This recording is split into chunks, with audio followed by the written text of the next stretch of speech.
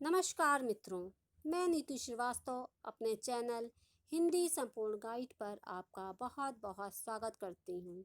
मित्रों, आज मैंने जो वीडियो बनाया है, यदि आप विद्यार्थी हैं या हिंदी विषय का अध्ययन कर रहे हैं या किसी प्रतियोगी परीक्षा की तैयारी कर रहे हैं, चाहे वो टीजीटी हो, पीजीटी हो, केवीएस, बीएड, बीटीसी या किसी प्राइवेट या सरकारी संस्थान में आवेदन कर रहे हैं, उन सभी में ये मेरे प्रश्न अत्यंत महत्वपूर्ण सिद्ध होंगे। मित्रों, यदि आप इन प्रश्नों की श्रृंखला से जुड़ना चाहते हैं तो प्लीज़ मेरे चैनल को सब्सक्राइब अवश्य करें और लाइक एवं शेयर जरूर करें। मित्रों, आज हम भक्ति काल से संबंधित प्रश्नों का अध्ययन करेंगे। भक्ति काल को पूर्व मध्य काल के नाम से भी जाना जाता है। पहला प्रश्न है, भक्ति काल की समय सीमा क्या है? उत्तर है, भक्ति काल की समय सीमा 1375 ईस्वी से 1700 ईस्वी तक है और ये समय सीमा आचार्य रामचंद्र शुक्ल के द्वारा निर्धारित की गई है। दूसरा प्रश्न, भक्ति आंदोलन का आरंभ कहाँ से हुआ? उत्तर, भक्ति आंदोलन का आरंभ दक्षिणी भारत से हुआ। अगला प्रश्न, भक्ति काल की दो प्रमुख धाराएं कौन सी हैं? उत्तर होगा, भक्ति काल की दो प्रमुख धाराएं हैं। पहली है निर्गुण भक्ति धारा और दूसरी है सगुण भक्ति धारा। अगला प्रश्न है, निर्गुण भक्ति धारा के प्रमुख शाखाओं का नाम बताइए। उत्तर होगा कि निर्गुण भक्ति धारा की दो प्रमुख शाखाओं का नाम इस प्रकार है।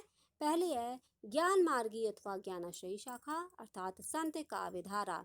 इसको संत काव्य धारा के नाम से भी जाना जाता है। दूसरी है प्रेम मार्गी अथवा प्रेमाश्रयी शाखा अर्थात सूफी काव्य धारा। प्रेम मार्गी शाखा सूफी काव्य धारा के नाम से भी प्रसिद्ध है। अगला प्रश्न, सगुण भक्ति धारा की दो प्रमुख शाखाएं कौन सी हैं? उत्तर होगा, सगुण भक्ति धारा की दो प्रमुख शाखाएं हैं। पहली है रामाश्रयी या राम भक्ति शाखा, दूसरी है कृष्णाश्रयी या कृष्ण भक्ति शाखा। आगे का प्रश्न देखते हैं।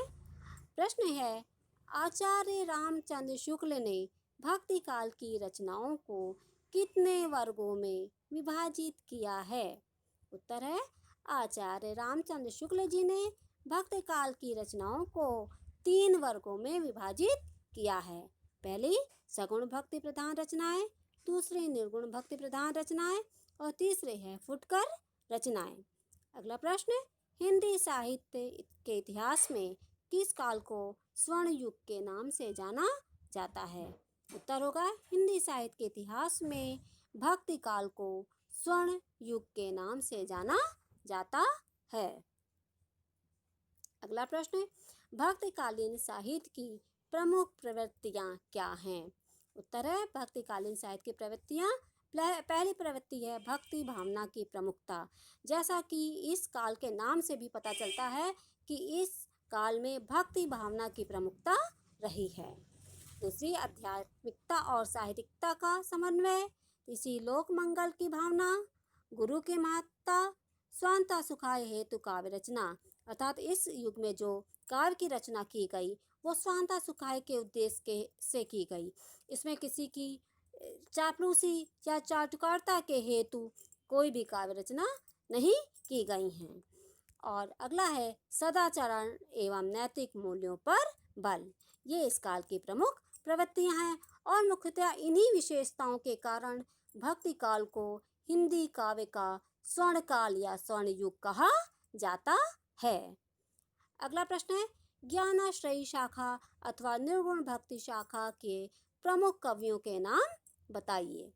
तो ज्ञानाश्रयी शाखा अथवा निर्गुण भक्ति शाखा के प्रमुख कवि के नाम हैं कबीरदास, दादू दयाल, नानक देव, रैदास, मलुकदास आदि। अगला प्रश्न है, निर्गुण भक्ति की प्रेमाश्रयी शाखा के प्रमुख कवि एवं उनकी रचना का नाम बताइए। उत्तर होगा, निर्गुण भक्ति की प्रेमाश्रयी शाखा के प्रमुख कवि मलिक मोहम्मद जायसी जी हैं और इनकी प्रमुख रचना है पद्मावत जो एक महाकाव्य भी है और दूसरी रचना है अखरावट और तीसरी आखिरी कलाम। अगला प्रश्न, ज्ञानाश्रयी शाखा के प्रमुख कवि एवं उनकी रचना का नाम लिखिए। ज्ञानाश्रयी शाखा के प्रमुख कवि हैं कबीरदास तथा इनकी रचना बीजक है। यहाँ पर मैं एक बात बताना चाहती हूँ कि मुख्यतः ज्ञानाश्रयी शाखा के कवियों ने कोई ग्रंथ रचना नहीं की, उनकी रचनाओं के हमें संग्रह ही प्राप्त होते हैं। अगला प्रश्न है, सगुण भक्ति धारा के कवियों के नाम बताइए। तो सगुण भक्ति धारा के कवि हैं सूरदास, तुलसीदास, मीराबाई, नंददास, परमानंद दास, नाभादास, अग्रदास, नरोत्तम दास, रसखान और छेद स्वामी आदि। अगला प्रश्न है, राम भक्ति शाखा के प्रमुख कवियों एवं उनकी रचनाओं के नाम बताइए। उत्तर है कि राम भक्ति शाखा के प्रमुख कवि में सबसे पहला नाम तुलसीदास जी का आता है। तुलसीदास जी सर्वश्रेष्ठ कवि राम भक्ति के माने गए हैं और उनकी रचना है रामचरितमानस, दोहावली, कवितावली, जानकी मंगल, विनय पत्रिका आदि। स्वामी अग्रदास, इनकी रचना है हितोपदेश, ध्यान मंजरी आदि। अगला प्रश्न है, कृष्ण भक्ति शाखा के मुख्य कवि एवं उनकी रचना के नाम बताओ। उत्तर होगा कृष्ण भक्ति शाखा के मुख्य कवि में सबसे पहला नाम सूरदास जी का आता है और इन्होंने 3 ग्रंथों की रचना की है, सूरसागर, साहित्य लहरी और सूर सारावली। अगले कवि हैं नंददास, इनकी रचनाएं हैं रास पंचाध्यायी, रूप मंजरी, रस मंजरी और विरह मंजरी आदि। फिर तीसरे कवि हैं रसखान, इन्होंने सुजान रसखान और प्रेम वाटिका आदि ग्रंथों की रचना की है। अगला प्रश्न है, संत काव्य से क्या तात्पर्य है, इसके प्रमुख कवि कौन हैं। इसका उत्तर है कि निर्गुण काव्य धारा की ज्ञानाश्रयी शाखा के संत कवियों पर आधारित काव्य संत काव्य कहलाता है और इस धारा के प्रमुख कवि संत कबीरदास जी हैं। मित्रों, मैंने ये प्रश्न श्रृंखला बनाने में पूर्ण सावधानी बरती है, फिर भी यदि कोई त्रुटि रह गई है तो उसे कमेंट्स बॉक्स में अवश्य लिखें। धन्यवाद।